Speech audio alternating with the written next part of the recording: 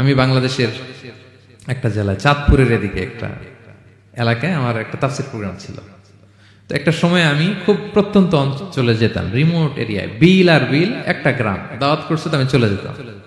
কোরআনের কথা আমার পৌঁছাইতে হবে সব জায়গায়। তো মাহফিল শেষে রাত 2টার দিকে আমরা ফিরতেছি, বিল আর বিল কিছু গুচ্ছ গ্রাম।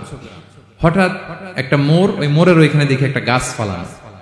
এটার মানে হচ্ছে আশেপাশে ডাকাত আছে, ওখানে ডাকাতি এরকম হয় আর কি, বিল এরিয়াতে গাছ ফেলে রাখে। তো গাছ থাকলে তো আর কোনো সিএনজি প্রাইভেট কার কিছুই যাবে না। তাই আমি বুঝতে পারলাম যে এটা তো ডাকাতের কাজ। আমি সূরা ইয়াসিন তেলাওয়াত শুরু করে দিলাম। বিপদে বলে সূরা ইয়াসিনের প্রথম 9 আয়াত, কয় আয়াত? এই 9 আয়াত পড়বেন। পড়তে আরম্ভ করলাম, ড্রাইভারকে বললাম একটু করে পেছাও। তো টর্চ মারতেছে বিল থেকে, মানে ওরা তো ওখানে উৎপেতে আছে। আমি পড়তেছি, কিছুক্ষণ পরে ডাকাত নিজে এসে গাছ সরাই দিয়ে বলতেছে যান।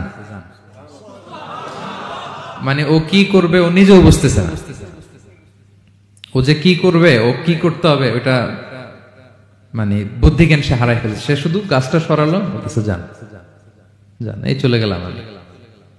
এটা আমার নিজের প্রমাণ, হয়তো কোথাও বলি নাই, আজকে প্রসঙ্গক্রমে বলা হয়ে গেল।